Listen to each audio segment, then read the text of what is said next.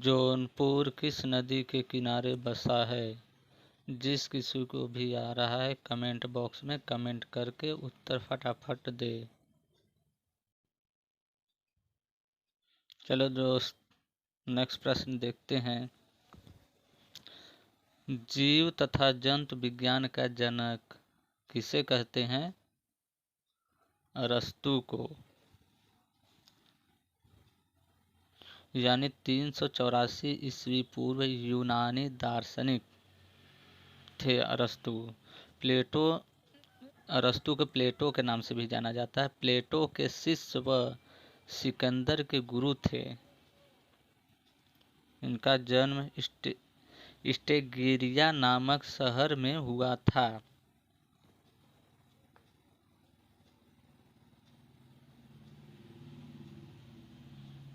अगला प्रश्न देखिए।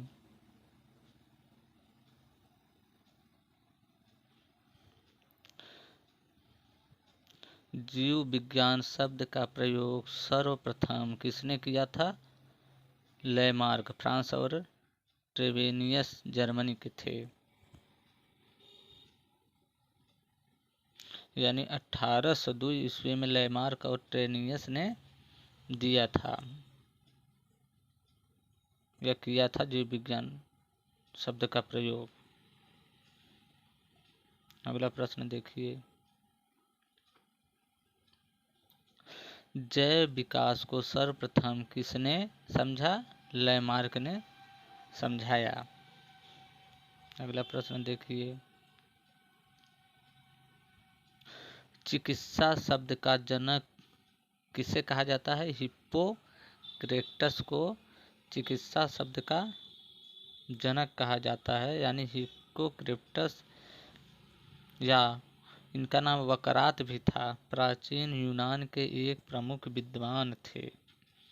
ये यूनान के पश्चात चिकित्सा शास्त्र के जन्मदाता थे। इनका जन्म 460 ईस्वी से 370 ईस्वी पूर्व माना जाता है, हिप्पोक्रेटस का जन्म। अगला प्रश्न देखिए। वनस्पति विज्ञान का जनक थियोफ्रेक्टस है। यानी थियोफ्रेक्टस ग्रीस के प्रसिद्ध दार्शनिक एवं प्रकृतवादी थे। इनका जन्म ईसा पूर्व 372 में तेजवास द्वीप के एरेसज नामक नगर में हुआ था। अगला प्रश्न देखिए। रसायन विज्ञान का जनक किसे कहा जाता है? लेबोजियर को रसायन विज्ञान का जनक कहा जाता है। यानी इनका पूरा नाम लेबोसियस के एंटोनी लेबोजियर आधुनिक रसायन विज्ञान का जनक माना जाता है। वे एक फ्रांसीसी रसायन थे। उनका जन्म 26 अगस्त 1743 ईस्वी को पेरिस में हुआ था। लेबोजियर का जन्म कहाँ हुआ था? पेरिस में। अगला प्रश्न देखिए। सब महत्वपूर्ण प्रश्न है। मानव का विकास इतिहास परंपराओं से संबंधित विषय है, किसने कहा था? एंथ्रोपोलॉजी कहलाता है।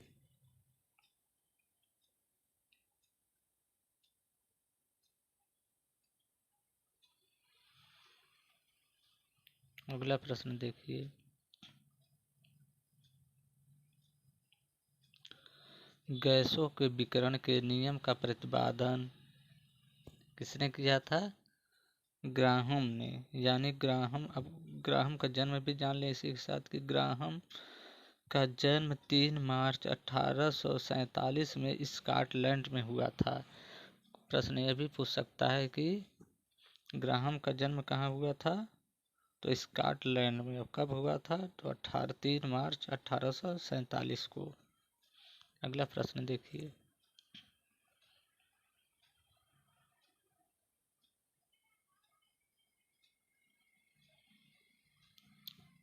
ग्रहों की गति के नियम का प्रतिपादन जांस केपलर ने किया था।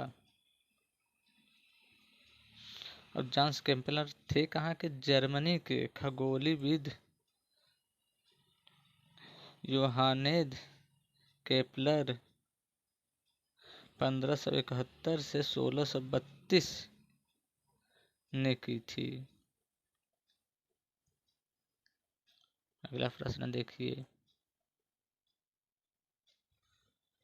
E = mc² का समीकरण किसने दिया था? आइंस्टीन ने दिया था। जड़त्व के नियम की खोज किसने की थी? गैलीलियो ने की थी। गुरुत्वाकर्षण नियम के प्रतिपादक कौन है? न्यूटन है। अब न्यूटन के बारे में थोड़ा जान लें कि न्यूटन का जन्म इंग्लैंड के बुल्स थोर्पे के मैनोर हाउस में हुआ था। 25 दिसंबर 1642 को पैदा हुए थे न्यूटन।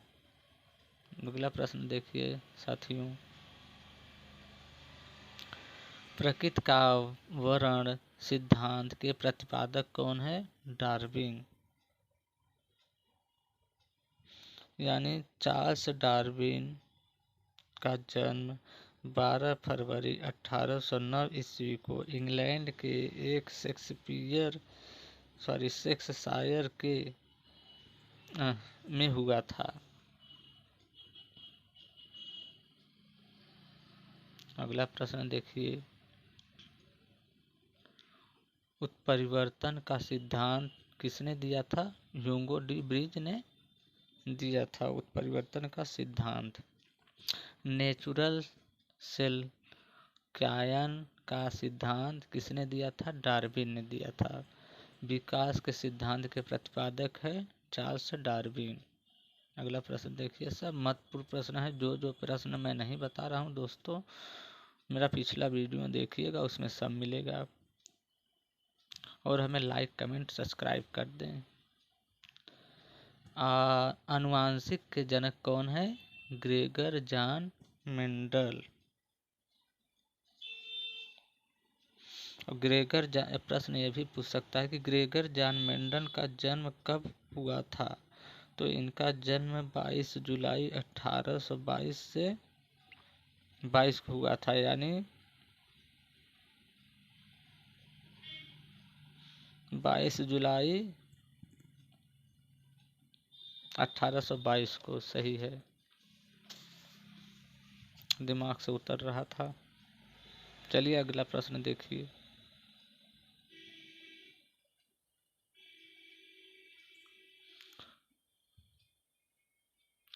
मेंडल ने अपने प्रयोग के लिए किस पौधे का चुनाव किया?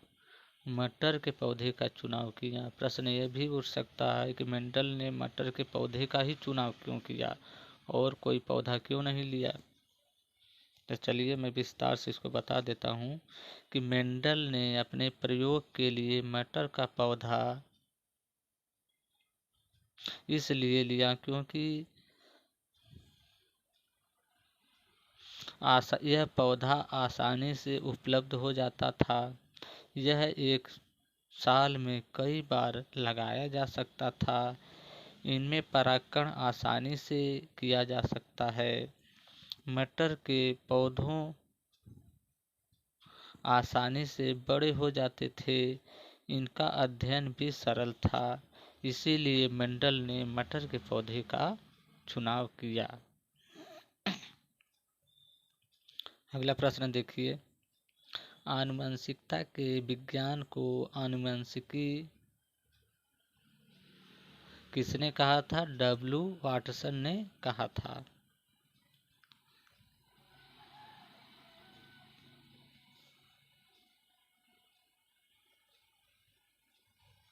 अगला प्रश्न देखिए, आनुवांशिक उत्परिवर्तन किससे होता है? क्रोमोसोम से होता है। तब क्रोमोसोम क्या होता है? प्रश्न ये भी उठ सकता है कि क्रोमोसोम किसे कहते हैं? तो कोशिका में क्रोमोसोम अथवा गुणसूत्र केंद्रक में पाए जाते हैं। यह गुणसूत्र जीन के घटक होते हैं तथा आनुवांशिकी गुणों अथवा लक्षणों के जनक होते हैं। कौन? क्रोमोसोम। अगला प्रश्न देखिए, सर्वप्रथम जीन शब्द का प्रयोग जो किसने किया था? जोहान्स ने किया था। अगला प्रश्न देखिए, जीन गुणसूत्रों से अवस्थित होते हैं। एक जीन एक एंजाइम सिद्धांत को प्रतिपादित किसने किया था? बीडल एवं टैटम ने किया था। अगला प्रश्न देखिए, सब महत्वपूर्ण प्रश्न है। खून का रंग लाल क्यों होता है? यह किसके कारण होता है? तो खून का रंग हीमोग्लोबिन के कारण लाल होता है। यानी हीमोग्लोबिन आपके खून में मौजूद एक प्रोटीन है। यह लाल रक्त कोशिकाओं में पाया जाता है। अगला प्रश्न है, हीमोग्लोबिन में पाया जाने वाला तत्व क्या है? लौह तत्व का क्या है? लौह तत्व। प्रश्न ये भी पूछ सकता है कि लौह तत्व का क्या है?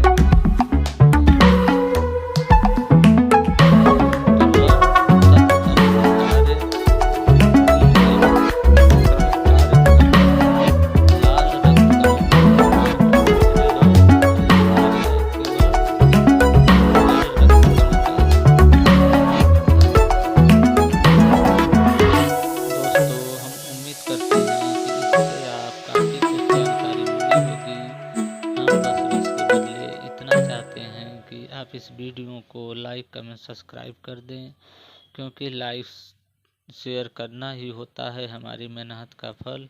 वीडियो देखने के लिए आपका बहुत बहुत धन्यवाद। Thanks for watching.